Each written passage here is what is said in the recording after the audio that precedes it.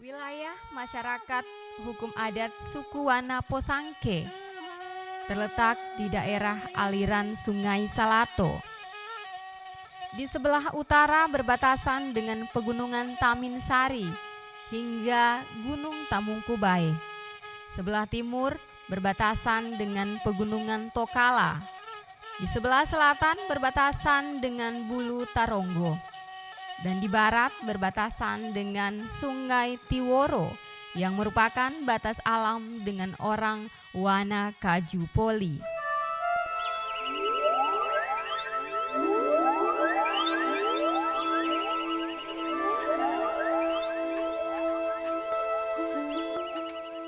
Kekayaan yang dimiliki komunitas berupa tanah yang subur, hasil hutan yang melimpah, justru menjadi ancaman. Mereka menstigma komunitas setempat sebagai orang yang bodoh, perambah hutan, dan stereotip lainnya. Kebijakan pun tidak berpihak. Kebijakan justru merampas kekayaan yang dimiliki masyarakat adat.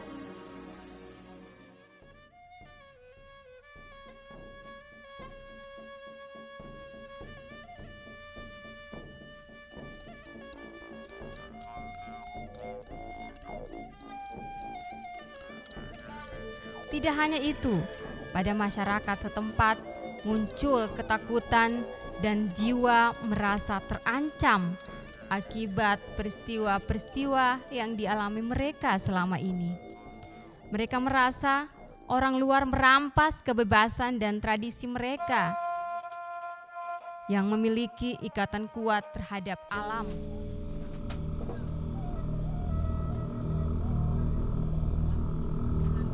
Rongon nindokan mak yang dulu rongon bantar dulu dari tanah lagi tanah pura ada balu antar sementara kita ni tapuin tanah repula tanah ketipu dah kalau tunduk aksi kami retu sel tanaman.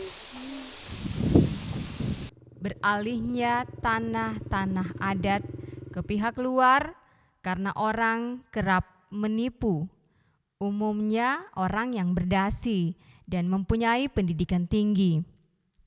Pendidikan dianggap penting. Hasil Mogombo atau musyawarah kampung memberi jawaban bahwa generasi baru suku Wana harus pintar membaca, menulis, dan berhitung agar tidak tertipu dengan kehidupan dunia. Pamang adalah salah satu warga yang diberi tugas untuk menulis surat yang ditujukan kepada Yayasan Merah Putih untuk membantu warga. Kami ketemu dengan rekan-rekan di Yayasan Merah Putih, termasuk direktur eksekutif dengan direktur operasionalnya Pak Amran Tambar pada saat itu kami gambarkan tentang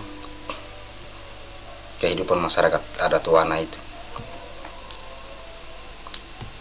Jadi kami dapat kesimpulan di kantor Yayasan Merah Putih pada tanggal 20 bulan 6 2011. Bukan satu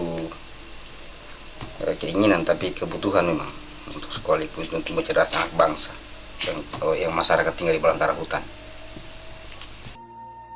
Pada November 2011, Yayasan Merah Putih melakukan penjajakan kebutuhan.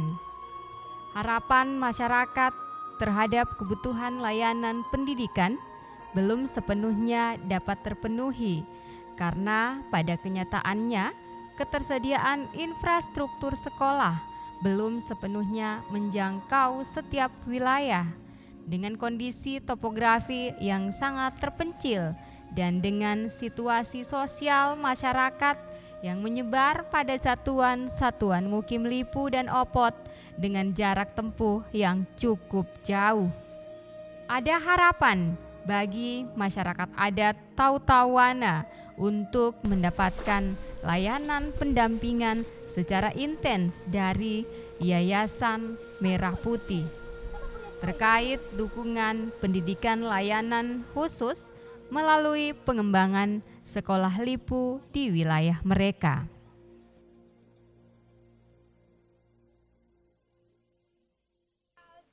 Pada pertengahan tahun 2012 diselenggarakan proses belajar di komunitas Tautawana yang bermukim di sekitar Cagar Alam Morowali, Kecamatan Bungku Utara, Kabupaten Morowali Utara.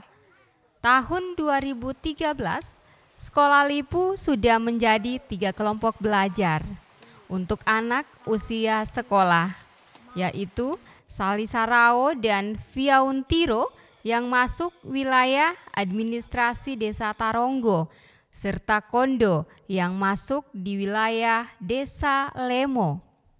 Proses belajar awalnya dilakukan oleh pendamping lapangan. Proses belajar bisa dilakukan di mana saja, di pinggiran sungai, di alam terbuka seperti ini. Maka mereka bisa berinteraksi dan memanfaatkan lingkungan sekitar sebagai tempat bermain mereka. Sambil berjalan proses belajar, pendamping juga mempersiapkan orang lokal yang akan menjadi tutor dalam proses belajar. Guru lokal dipilih melalui musyawarah kampung atau mugombo dengan syarat bisa membaca, menulis, dan telah pandai berhitung. Proses selanjutnya, guru lokal lah yang menjadi pengajar. Kami keperani saja anak mami, ngana mami pandai saning baca, saning menulis, saning hitung. Apa dia udah sekolah lo kampung lagi kendalanya, apalagi ani tempo rua, we movo, we bai tamai siram vote. Ani sekolah kampung itu sejanya reperaturan pani kami tamasas tama mami ngolikan pakaian seragam kan sekolah kampung itu kan pakaian seragam, jadi kami tama mami maongkos ngana mami, jadi kami bersyukur merem sekolah Lipu penting ngana mami manya baca menulis dan berhitung. Hingga tahun 2015 sudah terdapat 6 layanan di Kabupaten Morowali Utara, melayani sebanyak 128 anak.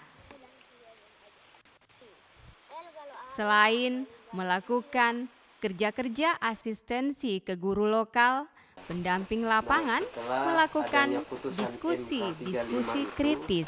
Tahun 2013 nomor 41 ini tentang ketahanan bahwa ada masyarakat.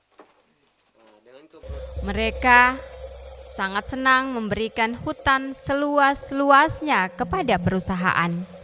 Mereka begitu gampang memberikan lahan-lahan kebun dan pekarangan kepada pendatang dari luar. Tapi mengapa mereka susah sekali mengakui kebun-kebun peninggalan leluhur kami? Mengapa mereka tidak rela mengakui tanah adat kami? Mengapa negara absen dalam penyelenggaraan layanan pendidikan dasar bagi komunitas adat? Kalaupun ada, mengapa mereka mengabaikan realitas kultural dan sosial komunitas adat ketika memberikan layanan pendidikan? Akankah sekolah Lipu tetap berlangsung? Pendidikan komunitas adat. Kami komunitas adat menyadari perubahan sosial terjadi begitu cepat. Ruang hidup kami mendapat tekanan hebat. Tapi kami yakin dengan persatuan dan kesadaran akan persamaan nasib, kami bisa bangkit, merebut dan mempertahankan hak-hak kami dengan pendidikan sebagai senjata. Untuk itu, kami membangun jaringan pendidikan komunitas adat sebagai wadah perjuangan kami. Salam jaksa.